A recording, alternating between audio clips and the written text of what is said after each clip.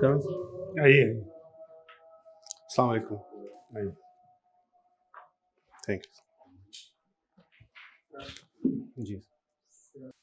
So you can start and you can introduce yourself to all of us, please. So my name is Farasat Ullah. I am from district Peshawar, Khyber Pakhtunkhwa. I completed my initial schooling from Peshawar, then I did my intermediate from Peshawar, securing a gold medal in provincial level. Then afterwards, I did my BCom from University of Peshawar with a bronze medal, and then I did my MBA from University of Peshawar. After that, I started working as assistant manager OCAF in government of Khyber Pakhtunkhwa, wherein I had the opportunity to perform various management roles, such as I was in charge coordination for the Central Rohit Elal Committee held in Peshawar for the last Ramzan. And it was the first Ramzan in many years that the entire nation observed Ramzan together. And likewise, I had the opportunity to, my team actually was instrumental in registration of private masajid and madaris in district division of Peshawar, including Charsadda, Mardan and Peshawar. And currently I am with the team I am serving in Banu, doing the anti-encroachment drive by our department in district Banu, Khyber Pakhtunkhwa. There, along with my job, I was preparing for civil services exam, and by the grace of God, I am sitting in front of you. Thank you. What is your date of birth? 1/1/1991.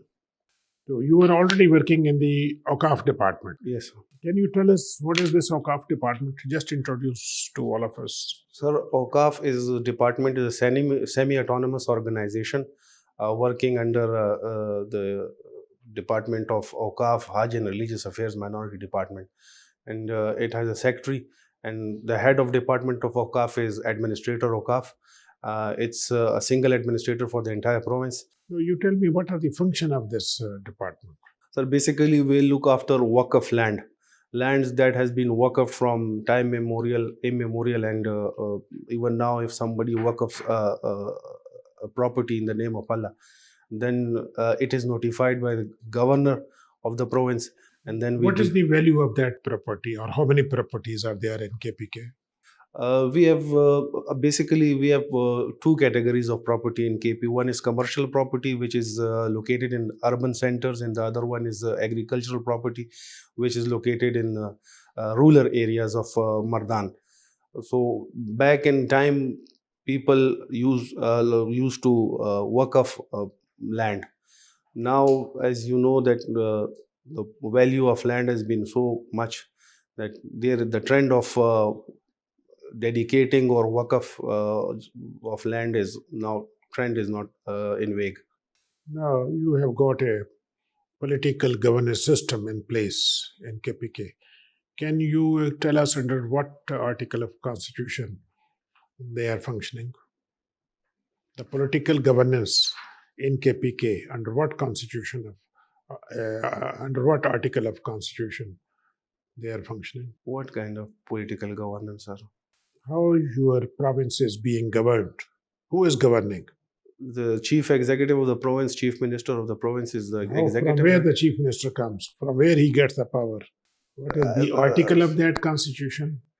I won't be able, sorry sir, I won't be able to recollect The that. provincial government is an elected body, and they are the actually source of power. They elect this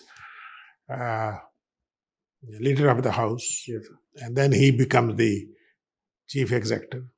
What is happening in Balochistan? The government of Balochistan has fallen. Yes, sir. What is the update? Sir, there was a no confidence motion against the chief minister of वो तो हो Balochistan. गया ना, Yes, sir. Chief minister resign कर गया. Yes, sir. अब क्या हो रहा है? Sir, a new government will be formed by. वो तो होगी. अब है क्या ना? खबरें क्या है? A new chief minister will come after the voting. कौन बन रहा है? It's I think, sir, that. Now they are talking about inclusive government in Afghanistan. Yes, sir. Everybody is talking about inclusive government. And yesterday there was a conference in Iran Yes. where neighbors of Afghanistan assembled. Yes. What is this concept of inclusive government? Why they are insisting them to form an inclusive government? So basically, throughout history, Afghanistan has been a victim of inter-ethnic and tribal rivalries and conflicts. And Afghanistan has got four main ethnicities that include Pashtun, Uzbek, Tajik, and Hazara, and they jockey for power. And they, among themselves, they want to grab power. Inclusive government is a concept in which power is shared among all the ethnicities and all the uh, groups of Afghanistan, so that it may be a sustainable government for development and social welfare of Afghanistan. Recently, we have seen there was a conference of FAF, Financial Action Task Force, but Pakistan is still being kept in the grey list. What is the issue? So basically, the Financial Action Task Force gave Pakistan a 27 points action plan, of which most of the 27 points agenda has been completed except one, that is prosecution of the designated terrorist under UN Security Council Resolution 1257, I guess. And the APG, which is a subsidiary organization of FATF, they have issued an additional 5-point agenda. And I think three of that 5-point agenda issued by AJP has been completed by Pakistan. However, 2 points are remaining.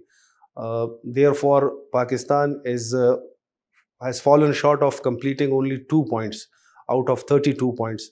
And if so, basically we look from another angle, it is a kind of lawfare against Pakistan.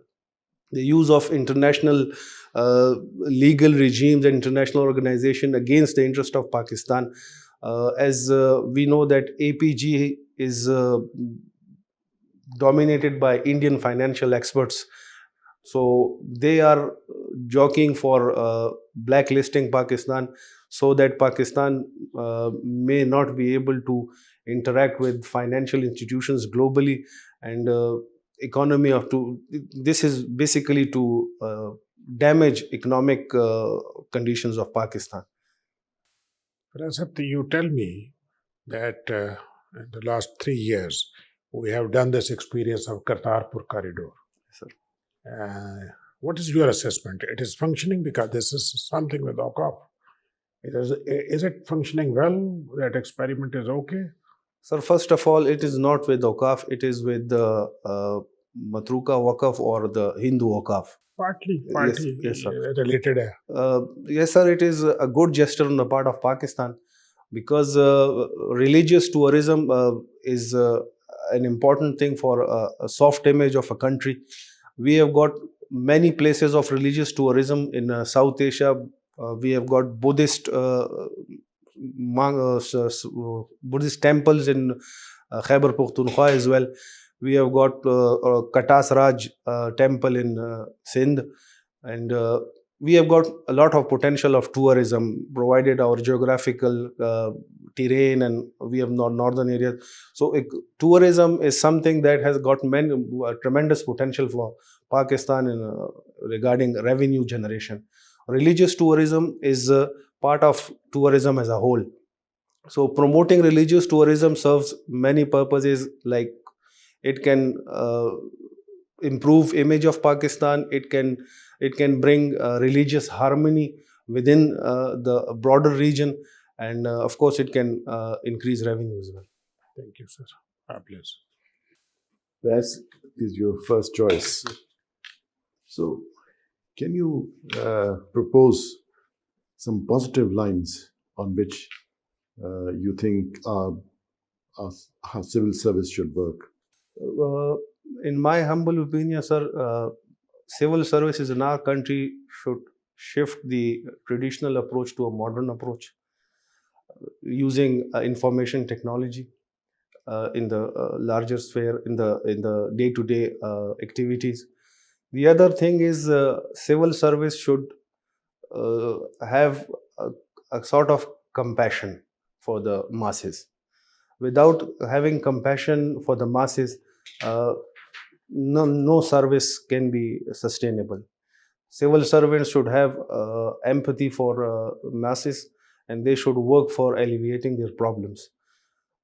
Apart from that, we as civil servants should consider this service as a service, not as masters.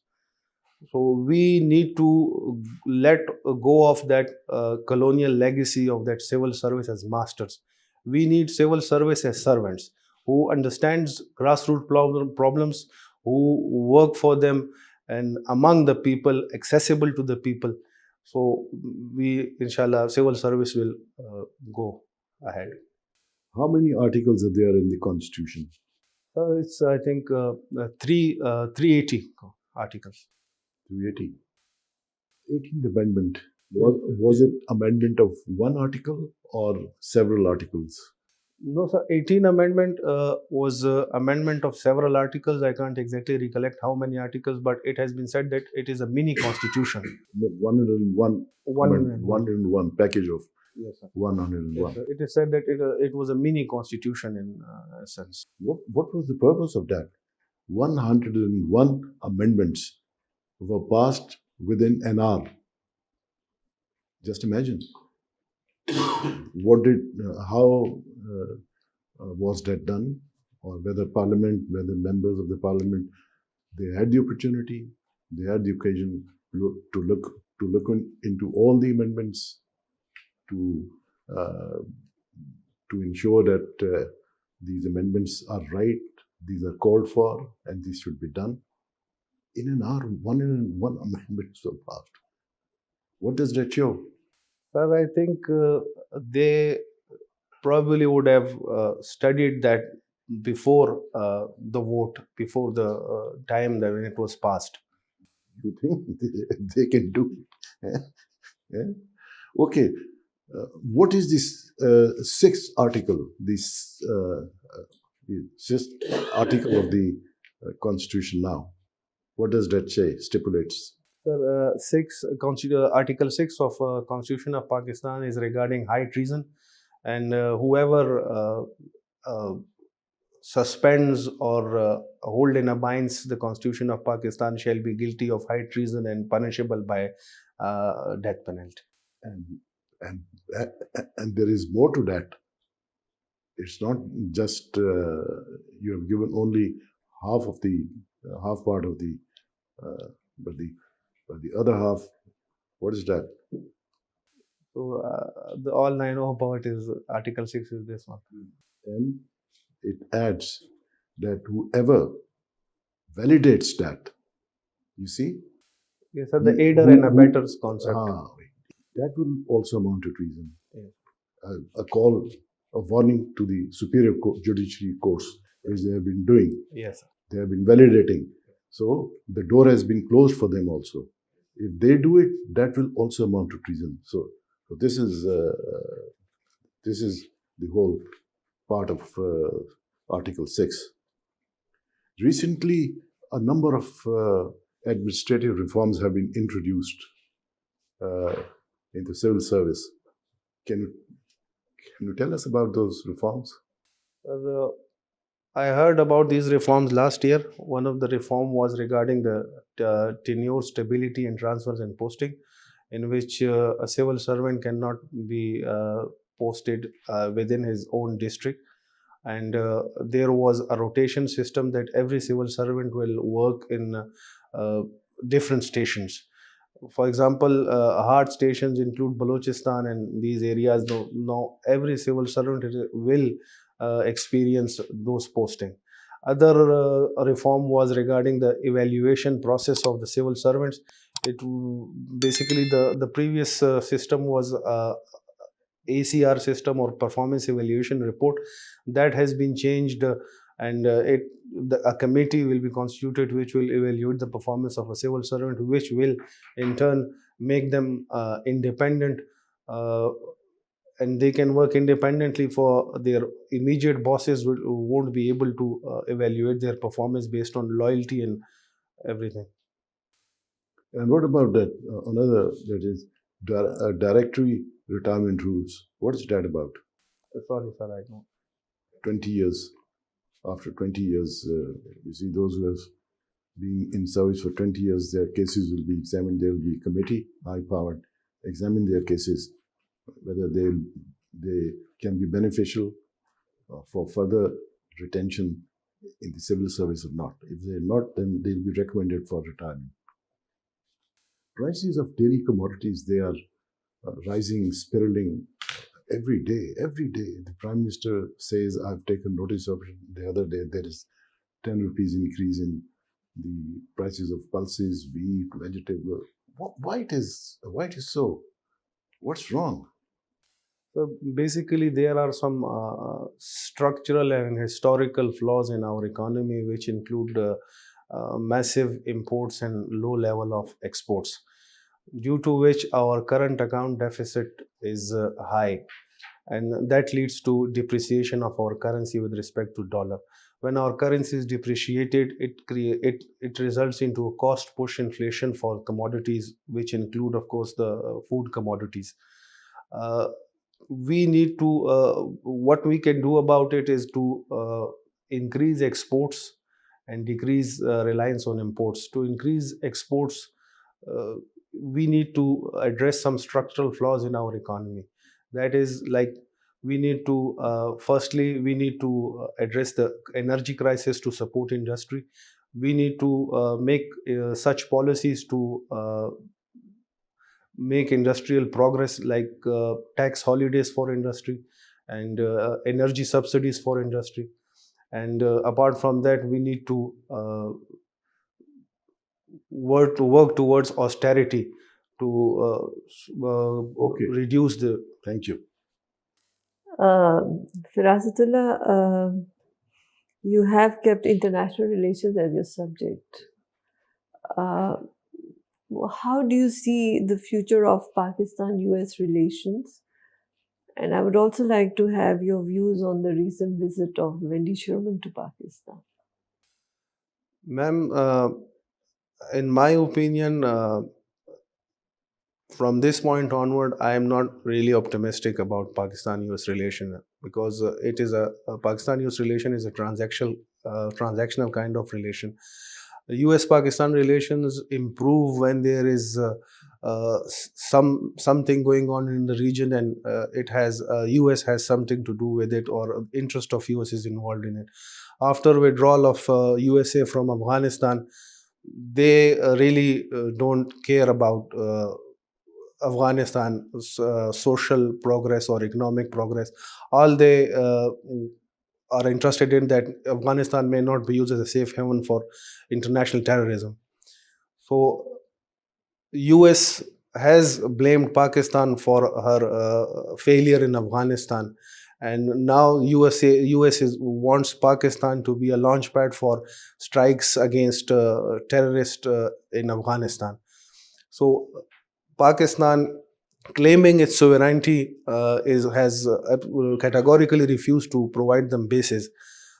So, in broader region, the India-US rapprochement and US Chinese and Pakistani rapprochement in the form of BRI and CPEC, things are going to be polarized. The international system is going towards a multipolar or a tripolar kind of arrangement, in which Pakistan will be in China's camp and India will be in the US camp. Thank you. And why do you think Quad hasn't been successful, or do you think it has been successful? Ma'am, Quad was established in 2007, and it was revived by President Trump in 2017 again. Basically, the purpose of Quad was a kind of informal arrangement. Now the US has done another agreement called AUKUS with the other countries, includes the nuclear submarine deals. The failure or the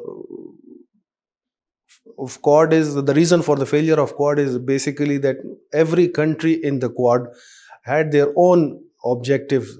They had their own expectations from Quad.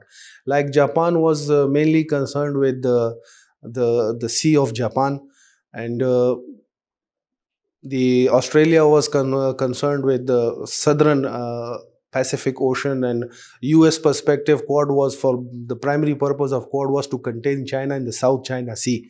So the divergence of interest within Quad led to its unsatisfactory performance. So you think that Japan and Australia and India were not interested in containing China?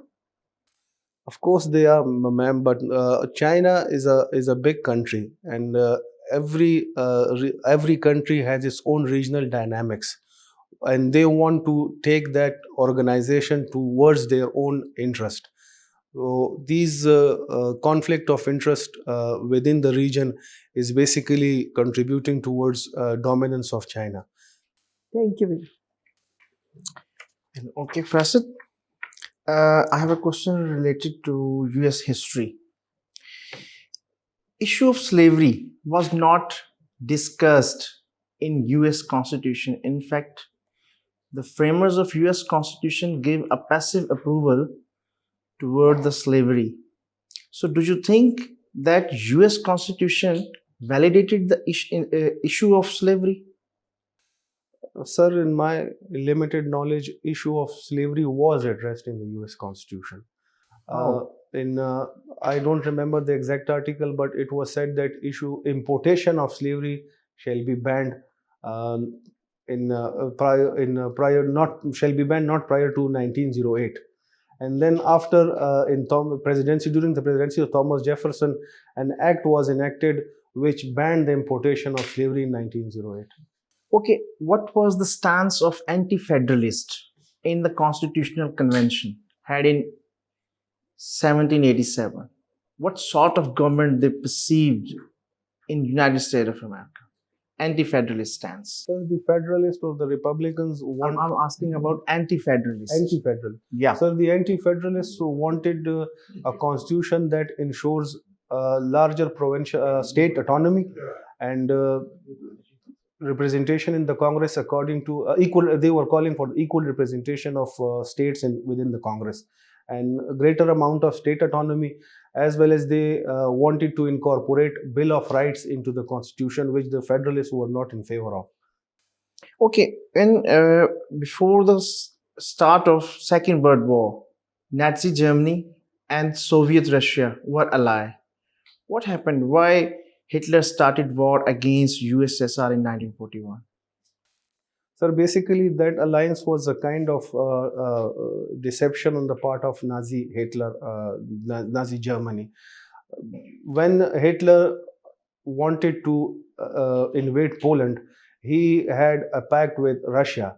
So to pacify Russia so that he may invade Poland, and that according to that pact or agreement, Hitler and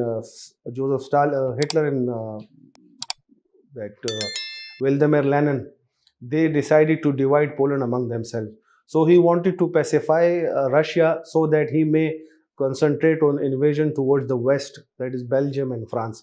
So when he was successful in the western side, he launched Operation Barbarossa for invasion into the east. Basically, Hitler had aspirations to conquer the whole of Europe. Okay, in 1916, during the Lucknow Pact, a weightage formula was compromised. It was a pact between All India Muslim League and Indian National Congress. What was that weightage formula? इस पे compromise हुआ था. Sorry sir, I can't recollect. Okay, जो Shimla deputation in 1906, what was the significance of that deputation in the history of India? The Shimla deputation in 1906 was a deputation comprised of 35 members, headed by Saraga Khan. That deputation met Viceroy Lord Minto to apprise the Viceroy of the political situation of the subcontinent, and specifically apprise the Viceroy regarding the problems, political and economic and social problems faced by the Muslims of the subcontinent. And in that Shimla deputation, the Viceroy advised Muslims of India to form a political party which could carry forward the agenda of Muslims of the subcontinent. And 2 months after that, Muslim League came into existence in Dhaka in 1906. Thank you.